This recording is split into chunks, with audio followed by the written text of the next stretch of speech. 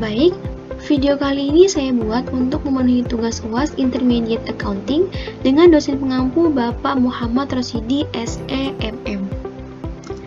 Yang pertama saya akan membahas mengenai akuntansi dan nilai waktu atau time value of money. Yang pertama di sini ada konsep dari nilai waktu dasar. Di dalam ilmu akuntansi, istilah nilai waktu dari uang atau biasa disebut dengan time value of money menunjukkan hubungan antara masa atau waktu dan uang. Misalnya bahwa $1 yang diterima oleh perusahaan pada hari ini akan lebih berharga daripada $1 yang akan diterima perusahaan di masa yang akan datang. Alasannya adalah terbukanya kesempatan dalam melakukan investasi atas dolar tersebut pada hari ini dan kemudian perusahaan dapat menerima bunga yang berasal dari investasi tersebut. Namun, apabila dipertimbangkan berbagai alternatif investasi atau pinjaman, maka penting untuk membandingkan dolar hari ini dengan dolar yang masa akan datang. Investor akan menggunakan konsep nilai sekarang atau present value dalam melakukan hal ini. Kita lanjut, di sini ada aplikasi konsep nilai waktu. Yang pertama ada Wessel. Wessel merupakan penilaian dari piutang dan juga hutang yang tidak lancar yang di dalamnya tidak mengandung suku bunga yang ditetapkan atau suku bunga yang lebih rendah daripada suku bunga yang ada di pasar. Yang kedua, list.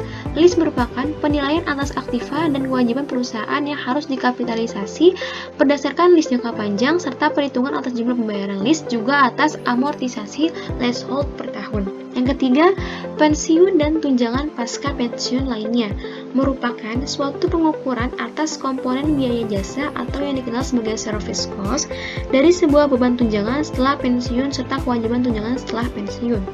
Lalu yang keempat, aktiva jangka panjang, yaitu evaluasi terhadap investasi jangka panjang alternatif dengan cara memperhitungkan diskonto arus kas pada masa yang akan datang.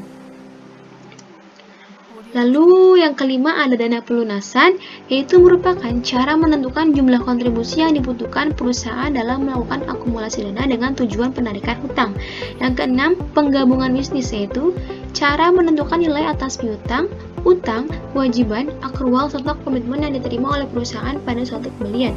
Yang ketujuh, pengungkapan merupakan suatu pengukuran atas nilai arus kas di masa yang akan datang untuk dilakukan pengungkapan sebagai informasi tambahan bagi perusahaan. Yang kedelapan, kontrak angsuran, yaitu merupakan suatu pengukuran pembayaran periodik atas kontrak pembelian yang berjangka panjang. Lanjut kita ke sifat-sifat bunga. Di sini ada pengertiannya dulu. Bunga atau yang biasa disebut sebagai interest merupakan pembayaran yang digunakan sebagai pemakaian atas uang. Bunga adalah suatu kelebihan atas kas yang diterima ataupun dibayarkan kembali di atas jumlah pokok pinjaman atau prinsipal. Di sini ada variabel-variabel dalam perhitungan bunga, yaitu yang pertama ada pokok utang atau prinsipal, yaitu nilai yang diinvestasikan ataupun dipinjam oleh entitas lainnya. Yang kedua, suku bunga atau interest rate, yaitu persentase tertentu dari suatu utang yang sedang beredar. Yang ketiga, waktu atau time, merupakan jumlah tahun ataupun suatu bagian fraksional yang berasal dari tahun ketika jumlah pokok tersebut sedang beredar. Oke, selanjutnya ada jenis-jenis bunga. Yang pertama ada bunga sederhana. Bunga sederhana atau yang biasa dikenal sebagai simple interest hanya dihitung pada jumlah yang merupakan pokok pinjamannya. Jumlah dari bunga ini adalah suatu pengembalian jumlah pokok sepanjang satu periode operasi perusahaan. Yang kedua, bunga majemuk yang biasa disebut sebagai compound interest akan dilakukan perhitungan atas suatu pokok pinjaman dan juga setiap bunga yang dihasilkan oleh perusahaan akan tetapi belum dibayarkan dan masih terhutang. Bunga majemuk yaitu bentuk pengembalian atas suatu pokok pinjaman selama 2 periode tertentu perusahaan. Kita lanjut ke anuitas. Anuitas dapat diartikan sebagai sebuah rangkaian dari proses penerima atau pembayaran yang jumlahnya tetap dan dilakukan berkala dalam satu jangka waktu yang telah ditentukan. Di sini anuitas terbagi menjadi dua. Yang pertama ada anuitas biasa yang dikenal sebagai ordinary annuity, terjadi apabila sewa tersebut terjadi di setiap akhir periode. Yang kedua, anuitas jatuh tempo, dikenal sebagai annuity due, terjadi apabila sewa tersebut terjadi di setiap awal periode. Lalu kita masuk ke bab yang kedua, kas dan piutang.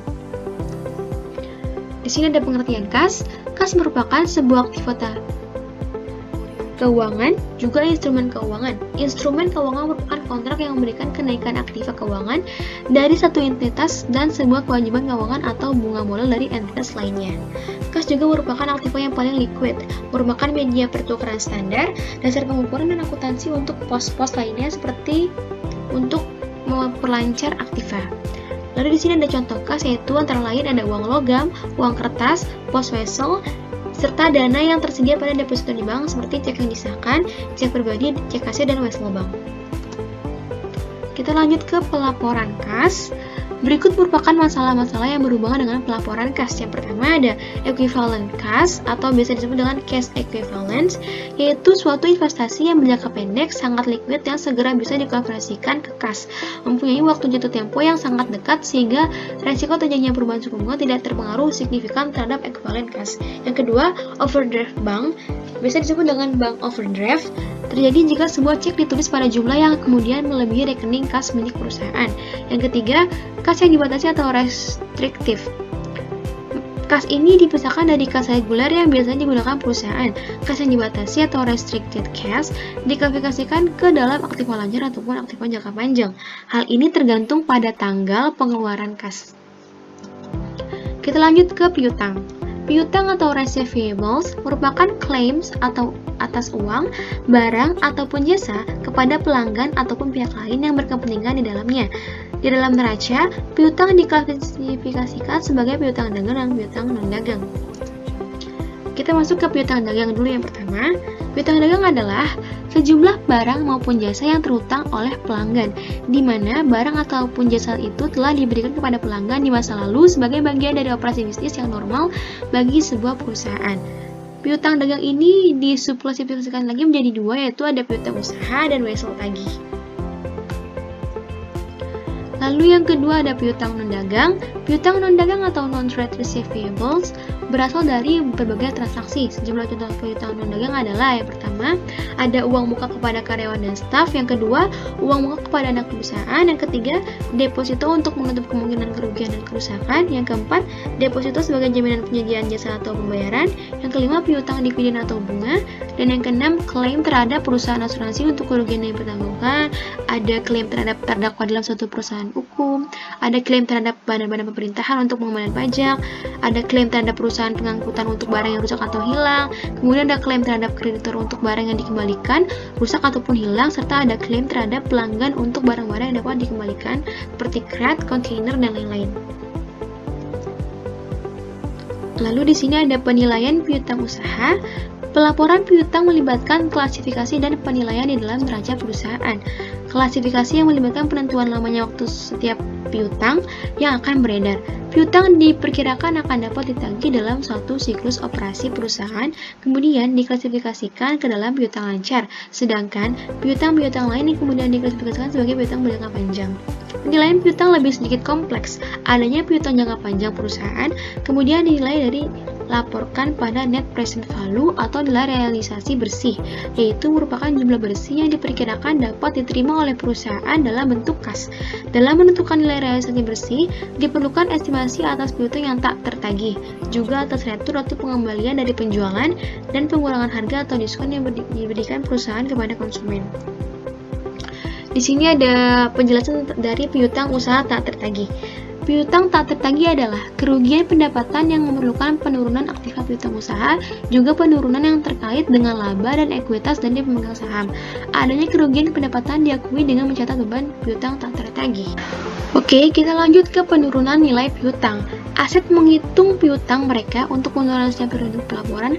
Kemungkinan kerugiannya antara lain, yang pertama ada masalah keuangan yang signifikan dari pelanggan, yang kedua kegagalan pembayaran, yang ketiga negosiasi kembali dari kebijakan piutang karena kesulitan keuangan yang dialami oleh pelanggan, dan yang keempat penurunan estimasi arus kas di masa depan dari sebuah kelompok piutang sejak pengajuan atau pengakuan di awal, meskipun penurunan tidak dapat diidentifikasi dengan aset pribadi dalam sebuah kelompok. Lalu di sini ada rasio perputaran uang. Rasio keuangan seringkali digunakan untuk mengevaluasi likuiditas piutang usaha yang dimiliki oleh perusahaan. Rasio yang digunakan dalam melakukan penilaian tersebut yaitu rasio perputaran piutang. Rasio perputaran piutang dapat mengukur beberapa kali secara rata-rata piutang yang berhasil ditagih dalam suatu periode operasi suatu perusahaan.